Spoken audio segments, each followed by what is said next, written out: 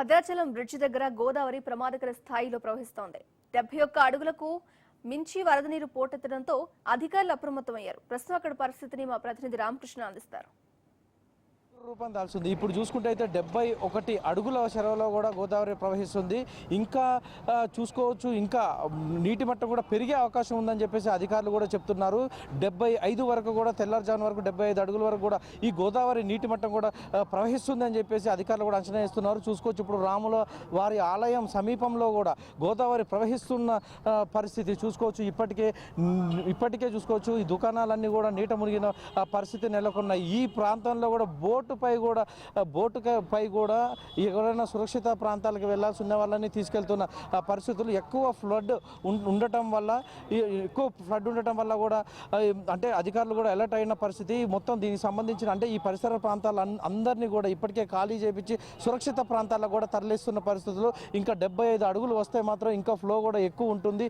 రామాలయం మెట్ల వరకు కూడా ఈ ఫ్లో వస్తుందని చెప్పేసి అధికారులు కూడా అంచనా వేస్తున్న పరిస్థితులు. ముఖ్యంగా చూసుకుంటే ఇంకా ఫ్లడ్ 75 అడుగులు దాటితే ఏ ప్రాంతాలు సెన్సిటివ్ ప్రాంతాలు ఇవ్వని చెప్పేసి ముందుగానే గుర్తించి వారిని కూడా సురక్షిత ప్రాంతాలకి పునర్వాస కేంద్రాలకు కూడా తరలించడం జరిగింది. ఇప్పటికి చూసుకుంటే అయితే 1200 మందిని కూడా సురక్షిత ప్రాంతాలకు కూడా తరలించామని చెప్పేసి చర్ల అధికారులు కూడా చెప్తున్న పరిస్థితి. అంతేకాకుండా ఇటు మెయిన్గా భద్రాచలం పట్టణంలో కూడా 10,000 మందికి పైగా కూడా ఈ పునర్వాస కేంద్రాలకు కూడా తరలించామని చెప్పేసి అధికారులు కూడా చెప్తున్నారు. అయితే ఫ్లడ్ ఇంకా ఎక్కువ ఉన్నా సరే ఎలాంటి ఆంజనేయ సంఘటనలు జరగకుండా కూడా అన్ని జాగ్రత్తలు కూడా తీసుకుంటున్నామని చెప్పేసి పోలీస్ అధికారులు కూడా చెప్తున్న పరిస్థితులు. ముఖ్యంగా చూసుకుంటే అయితే గోదావరి 3 రహదారులలో ఇటు చర్ల వెళ్ళే రహదారి, అంతేకాకుండా రాజమండ్రి వెళ్ళే రహదారి, కొత్తగూడెం వెళ్ళే రహదారుల మేర కూడా చూసుకుంటే అయితే పెద్ద ఎత్తున ఫ్లోటింగ్ కూడా ఉన్నది. ఇంకా పెరిగే అవకాశం ఉండటం వల్ల కూడా పోలీసులు 144 సెక్షన్ కూడా అమలు చేయడం జరిగింది. ఎవ్వరు అయితే బయటికి రావద్దు, ఇంట్లోనే ఉండాలి అని చెప్పేసి చెప్తున్న పరిస్థితులు. ఇంకా ఫ్లడ్ ఎక్కువ అయితే మాత్రం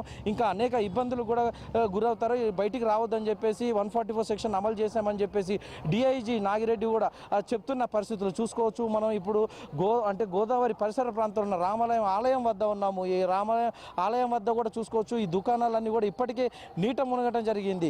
అంటే గోదావరి ఉగ్రరూపం దాలుస్తుంది అని చెప్పేసి మనం విజువల్ చూస్తే అర్థమవుతుంది. అంటే ఇక 75 అడుగుల వరకు కూడా చేరుకునే అవకాశం ఉందని చెప్పేసి చెప్తున్న పరిస్థితులు. భక్తులు కూడా రామాలయం దర్శనానికి ఎవరు రాకూడదు అని చెప్పేసి కూడా చెప్తున్న పరిస్థితులు. ఈ పవిత్రమైన గోదావరి ఉగ్రరూపం దాలుస్తున్నది. ఎక్కువగా ఫ్లడ్ ఉండడం వల్ల కూడా చాలా కాలనీలు కూడా మునకకి గురవటం జరిగింది. కొత్త కాలనీలో కూడా పరిసర ప్రాంతాల్లో ఉన్న ఇళ్లలో కూడా వాళ్ళని కూడా ఖాళీ చేపిస్తున్న పరిస్థితులు. ఇప్పుడు సుభాష్ నగర్లో చూసుకుంటే అయితే పెద్ద ఎత్తున ఇళ్లపై నుంచి కూడా ఈ గోదావరి ప్రవహిస్తున్నది. 86 రికార్డును కూడా ఇప్పుడు వచ్చే గోదావరి చూసుకుంటే అయితే రికార్డుని కూడా బద్దలు కొట్టినట్టే అని కూడా మనం చెప్పుకోవచ్చు. ఎందుకంటే ఇంత ఉగ్ర రూపం కూడా ఎన్నడూ కూడా చూడలేదని చెప్పేసి భద్రాచలం వాసులు కూడా చెప్తున్న పరిస్థితులు. గోదావరి ఫ్లో ఇంకా ఉండటంతో కూడా అందరూ కూడా ఇళ్లకే ఉండాలి అని చెప్పేసి చెప్తున్నారు. హై అలర్ట్ కూడా ప్రకటించడం జరిగింది. బ్రిడ్జిపై కూడా ఎవరు రవాణా చేయొద్దని చెప్పేసి చెప్తున్న పరిస్థితి. ఇంకా ఫ్లడ్ పెరిగే అవకాశం ఉంది కాబట్టి అందరూ జాగ్రత్తగా ఉండాలి. ముంపు ప్రాంతాల్లో ఉన్న మెయిన్ గేట్ ఏజెన్సీ ప్రాంతాలలో ముంపు గురయ్యే ప్రాంతాల వాళ్ళందరినీ కూడా ఇప్పటికే పునర్వాస కేంద్రాలకు కూడా తరలించామని చెప్పేసి అధికారులు కూడా చెప్తున్న పరిస్థితులు. ఇది కెమెరామ్యాన్ అజయ్తో రామకృష్ణ, భద్రాచలం.